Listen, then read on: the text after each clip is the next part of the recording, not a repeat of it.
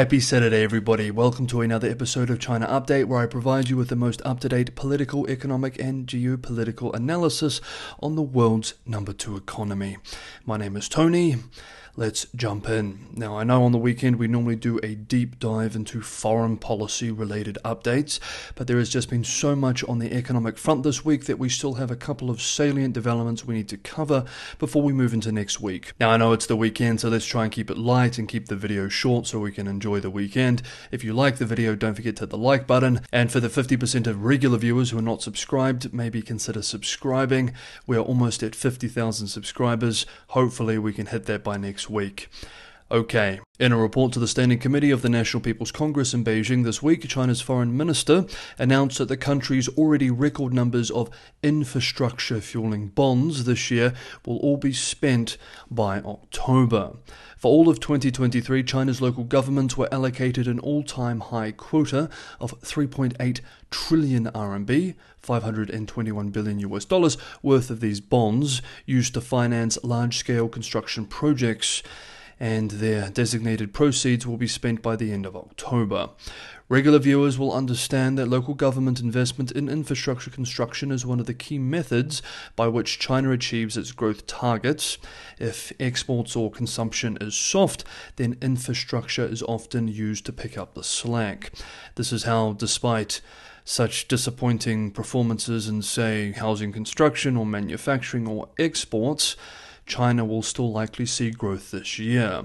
Of course, the other side of the coin is that while accelerating the pace of borrowing for infrastructure investment can help lift economic growth, it also puts pressure on financial markets and greatly exacerbates the issue of local fiscal debt. Indeed, a growing consensus is forming which argues that this dynamic of local government-driven investment is the cornerstone of a now obsolete growth model, which is in deep need of reform.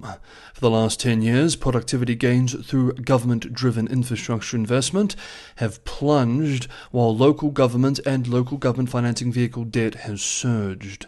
This process has also resulted in households enjoying a very low percentage of national economic output, meaning low levels of disposable income and thus very weak consumption. A state of affairs which needs to be reversed in order to achieve more sustainable growth. However, Beijing shows no signs of moving away from this traditionally powerful tool at achieving growth and employment anytime soon. According to US outlet Bloomberg calculations of official data, provincial governments sold the most amount of special bonds in more than a year in August, that is last month. Local governments had issued nearly 520 billion yuan, $71.4 billion worth of special infrastructure bonds in August. That's more than double the amount sold in July, and is the highest since a record 1.36 trillion RMB in June of last year, during the zero-COVID slowdown period. However, as China's banks, already squeezed at the mortgage side, at the direction of the government, are buying up these notes, liquidity is tightening, which in turn is putting pressure on the People's Bank of China, China's central bank, to increase cash into the financial system. In a separate piece from earlier this week, Bloomberg also reports that Beijing is considering allowing local governments to sell bonds to help repay off-balance sheet debt, much of which is owned by their financing vehicles. Analysts with Standard Chartered forecast the size of these debt bond swaps to range between 1.44 trillion and 2.59 trillion yuan, which, quote, may lead to some indigestion in the markets, end quote. Also putting pressure on the People's Bank of China to alleviate liquidity pressures through a cut to interest rates or the reserve requirement ratio. But let's return to a point that we discussed at the beginning of this development. All of this bond issuance is putting pressure on already strained local fiscal conditions. Now, the typical response to this concern is the argument that while this does increase fiscal pressure, local governments still have plenty of runway, plenty of fiscal space.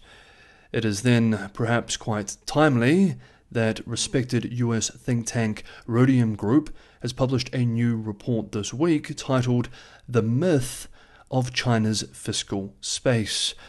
The piece is excellent and well worth a read for anyone interested in this topic. For today, I wanted to touch on a few of the most salient points within the report. Quote, conventional wisdom holds that China has enormous economic and fiscal problems, but Beijing has fiscal space to manage them. China's central government debt-to-GDP ratio is only 21.3%, extremely low compared to the US level of 119%, and the Eurozone average of 91.6%.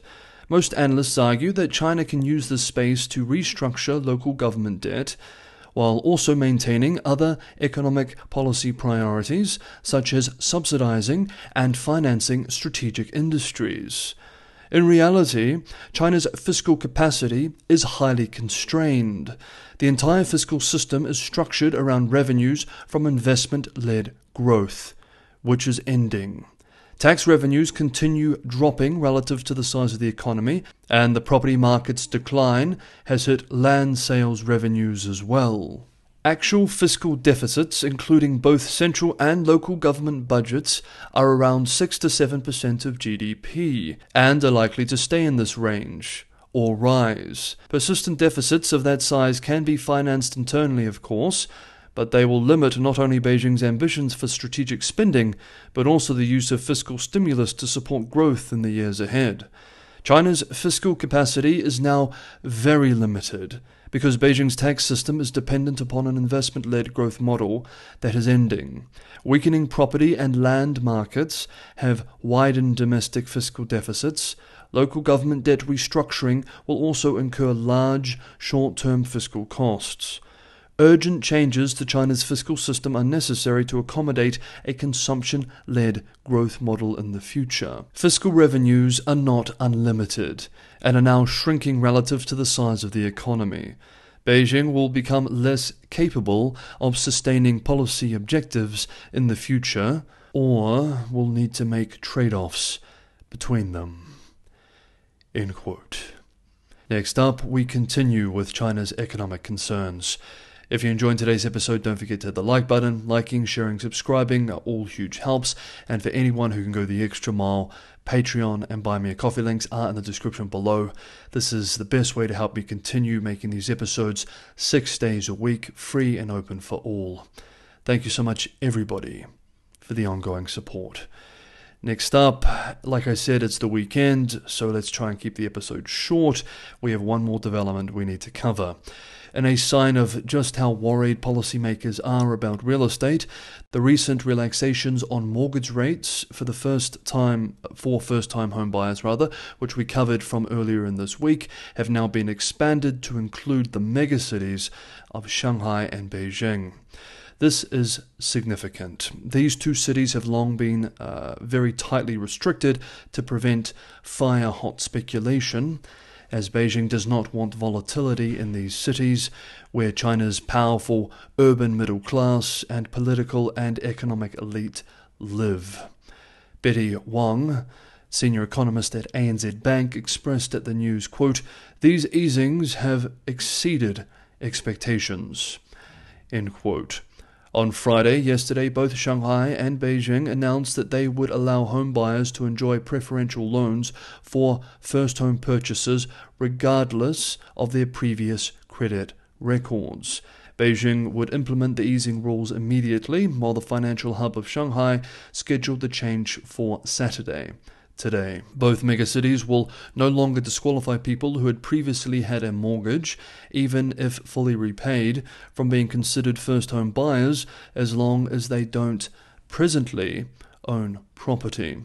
Chinese financial media outlet Caixin writes that the announcements follow, quote, "new leeway from the central government that allows local officials to execute such policies in a bid to revive demand from home buyers that was shattered by the 2-year property crisis," end quote.